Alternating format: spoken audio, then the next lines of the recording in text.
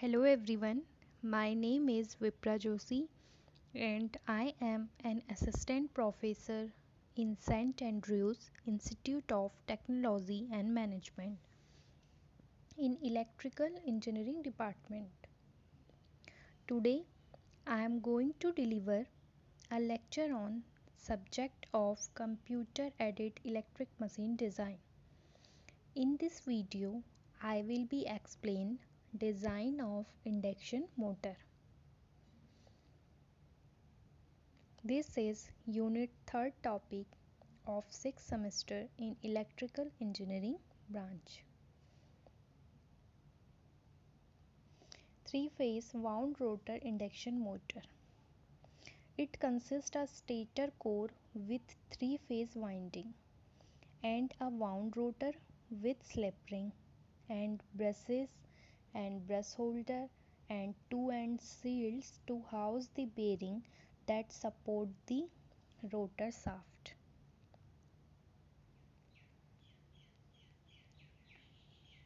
Here in stator also there is a three-phase winding in slot and these are laminated. Here winding are arranged and connected so that they are three single phase winding spaced 120-degree electrical apart. The separate single phase winding are connected either in Y and delta.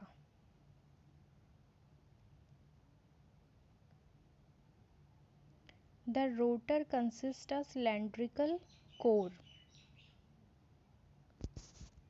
A rotor consists of three-phase winding which is spaced 120-degree electrical apart, and the single phase winding are connected either in Y form and delta form. Now the output equation of the induction motor. In other words, output equation is the mathematical expression which gives the relationship between the various physical and electrical parameter of a electrical machine.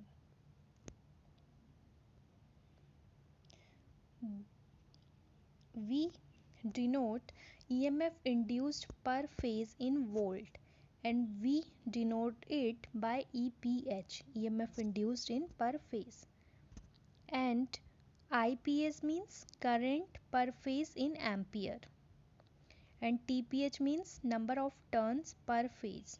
Here phi is denoted the flux per pole in the air gap and P equal to number of pole, kW is the winding factor, BAV is the average flux density in the air gap, AC equal to armature conductor per meter of the armature periphery. AC means armature conductor. D equal to armature diameter in meter and L equal to stator core length in meter.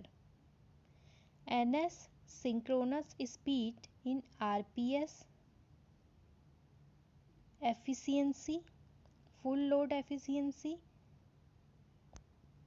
cos phi equal to full load power factor and tau equal to pole pitch, which is pi d upon p.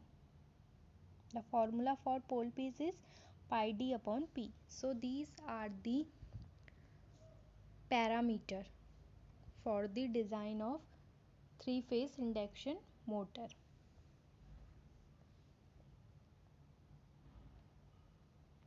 Now we derived output equation for this. The kVA rating of three-phase induction motor is given by kVA equal to 3 into EPH into IPH into 10 to the power minus 3. Okay, so here 3 we use because here we derived equation for the three-phase induction motor.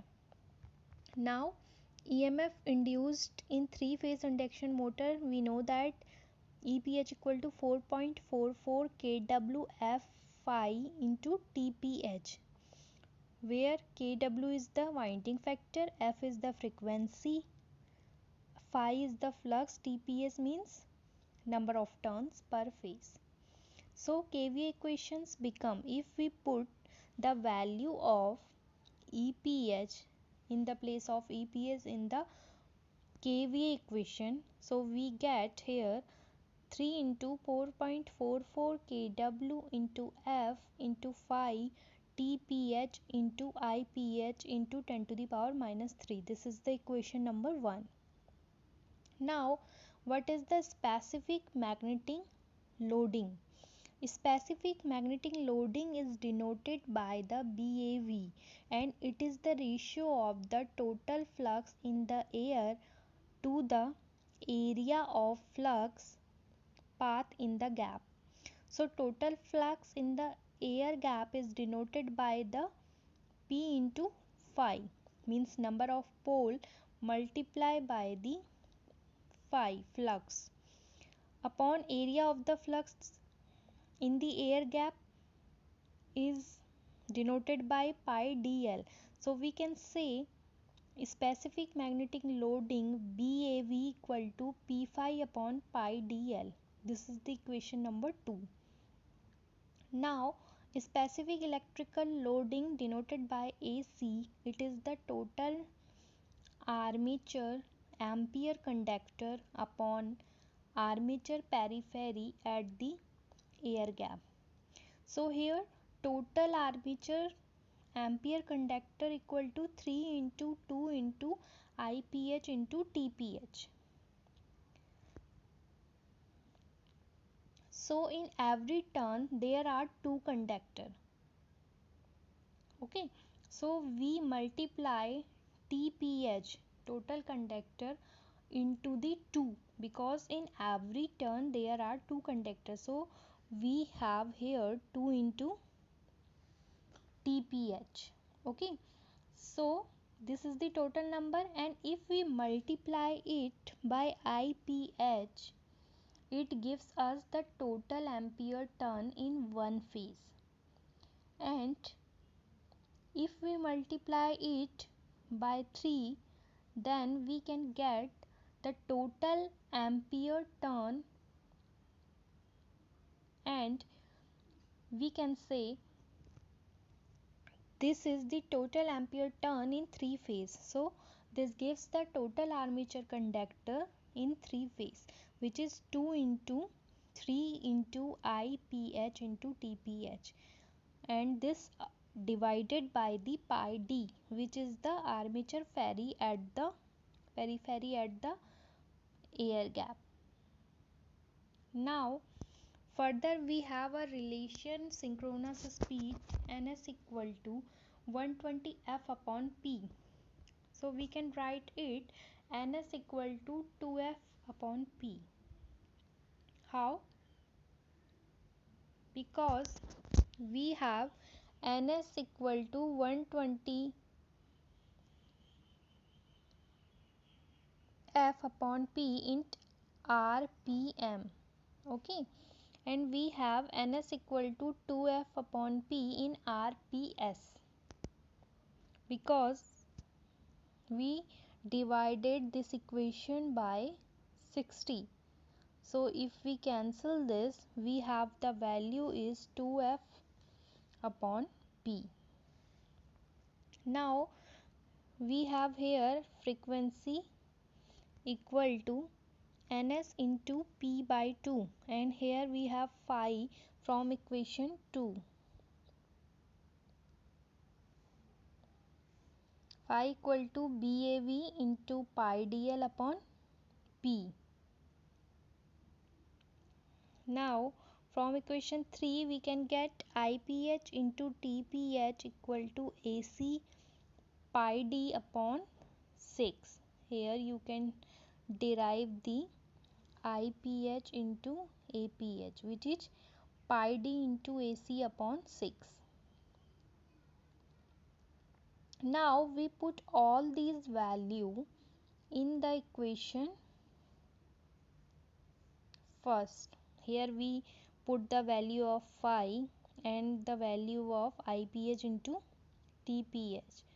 Now we can get the value of kVA is 3 into 4.44 into kW into ns into P by 2 into BAV into pi dl upon P into AC into pi d upon 6 into 10 to the power minus 3.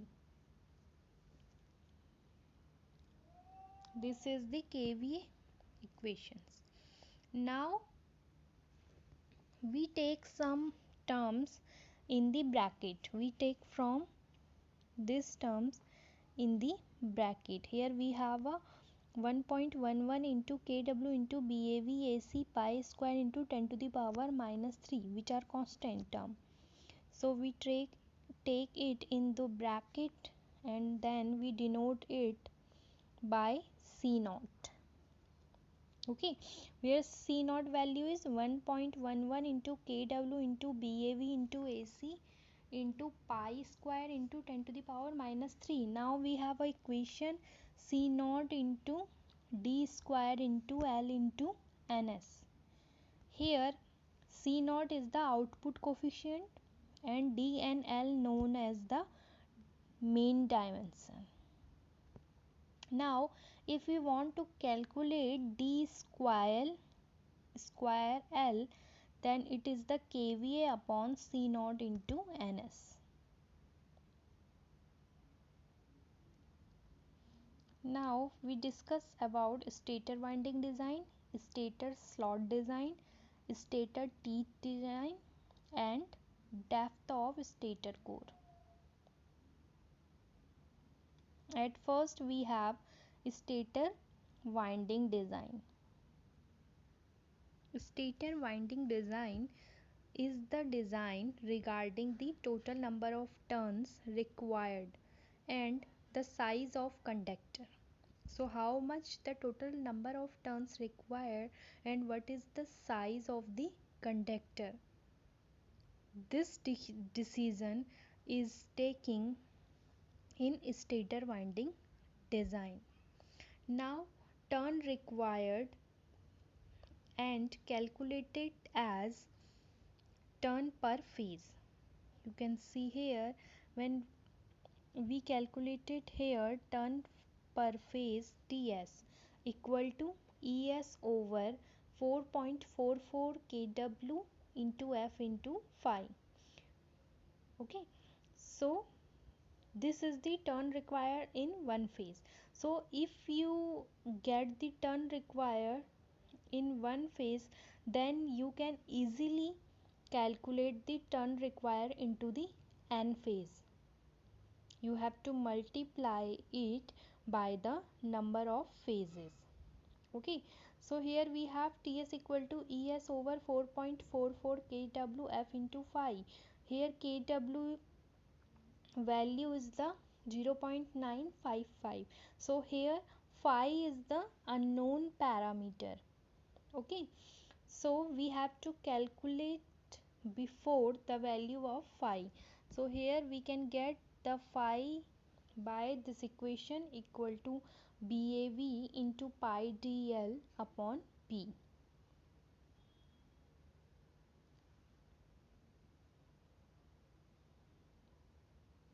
Now second is stator conductor section. We can also called it size of conductor or cross sectional area.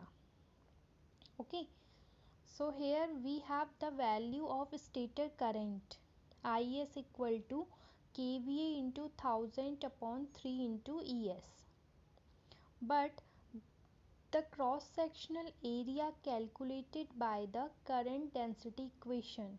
So we have a current density equation delta equal to I over A, where I is the current and A is the area.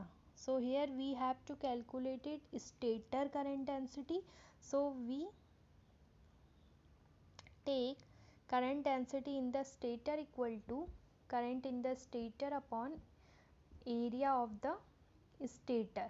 Okay, so by this we can get cross section of each conductor in stator, cross section area of each conductor in stator, which denoted by as equal to is upon delta s. Okay, so here delta s is called the current density. It is usually between, we assume, 3 to 5 ampere per square mm in millimeter. By this we can get the cross section area of each conductor. Now stator slot design. For this we need to discuss about the two things. First is how many stator of slots are required to house the winding, and the second is for every slot how many conductor we have to insert. Okay, so it means here we have two things. First is the number of stator slot are required, how many number of stator slots are required, and second is the number of conductor per slot, means how many number of conductor in one slot. Okay, so there are no fixed rule for selecting the number of stator slots. In general, for a common design, we usually take 3 to 5 slots are selected for slot per phase per pole. What is means of this statement? Suppose we select now the 3 slot per phase per pole phase. It means for one pole, one phase, we have required here 3 slot. Suppose for a machine you want to design, okay, and for you have to design it for 4 pole and 3 phase. Okay, so how many slots are required for this? So if we take the 3 slot, we take here the 3 slot per pole per phase. Okay, so it means we take 3 slot per pole per phase for the one pole machine. But here we have a 4 pole machine, so we have to multiply 3 slot by the 4 pole and 3 phase. So if we multiply all this, we can get here 36. Okay, so we can say 36 slots are required for 3 slots in one phase. Okay, we can say here the 36 slots are required if we have 3 slots per pole per phase.